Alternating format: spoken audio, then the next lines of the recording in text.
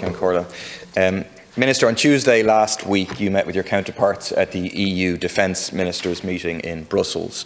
The Council launched the EU training mission of the Ukraine Armed Forces.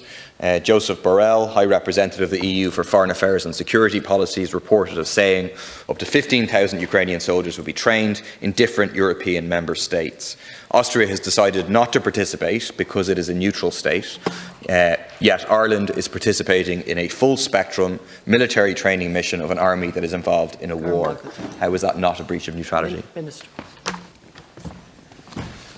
It's not a breach of neutrality, just like us providing funds through the European Peace Facility to help Ukrainian Defence Forces protect their people and themselves is not a breach of neutrality either.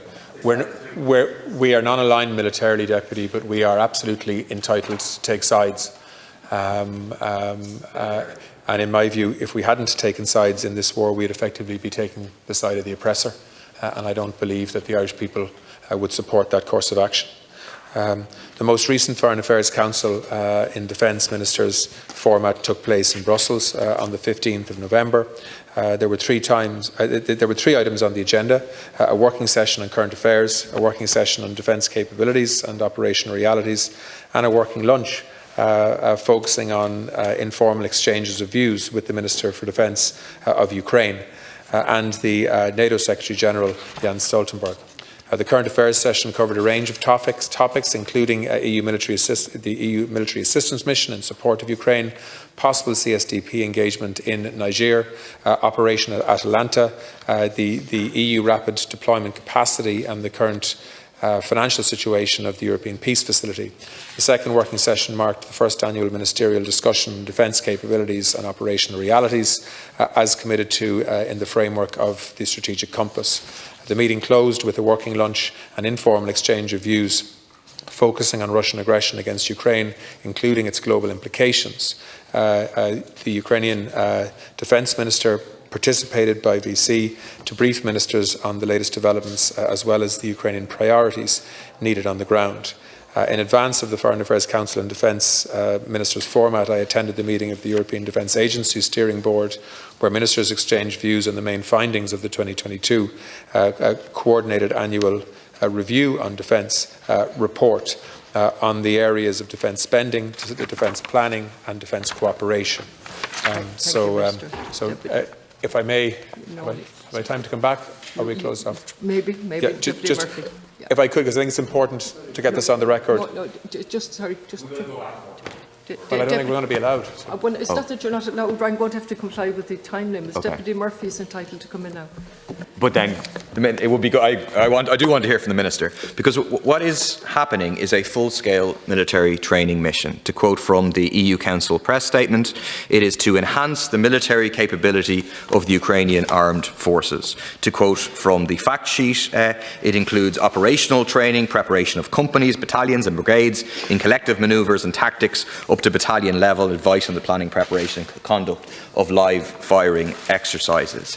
I don't see how participating in military training of an army that is involved in a war is not a breach of military neutrality. That's why Austria is not participating, because they are militarily neutral. I presume the Minister will say, oh, we're just going to be involved in training in demining. Can you give a guarantee that that's all Irish troops will be involved in? Or can this expand? Do you not accept that there should be a vote in Dáil Éireann about participation in a conflict? Participation in any war requires a vote in Dáil Éireann under the Constitution. Training one side in a war surely constitutes participation. Deputy Eamon, we've literally 30 seconds.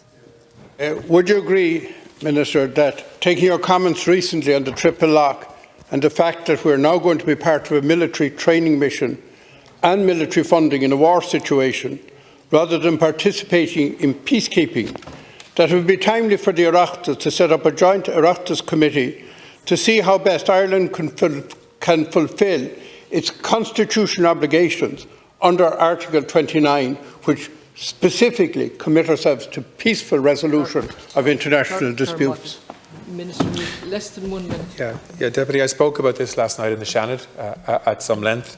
I've already given a very clear commitment to the Committee on Foreign Affairs that I would discuss with them the way in which I believe the triple lock mechanism should evolve. I don't believe that it is okay to continue on the basis of relying on a UN Security Council mandate to send Irish troops abroad if that mandate may be blocked by the use of the veto, given current tensions between P5 member states in the Security Council. I don't believe that Russia or China or any other P5 member should have a veto over where Irish troops go. That's all.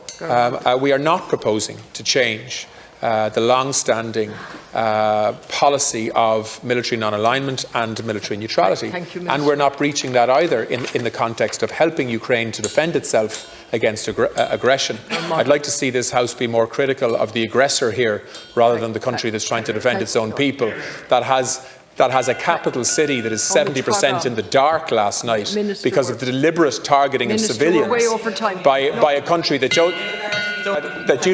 you don't seem to be willing to criticise. Will you give a guarantee it's only demining? Instead, Deputy, give a guarantee it's only demining. You're focused on. Will you please give a guarantee it's only demining, on criticising an Irish government decision to help a country to defend itself and its own people. Thank you, Deputy. Thank you. No. Sorry, Minister, the Lascan Court. Sorry, the Lascan Court is now standing. That's the end. Thank you.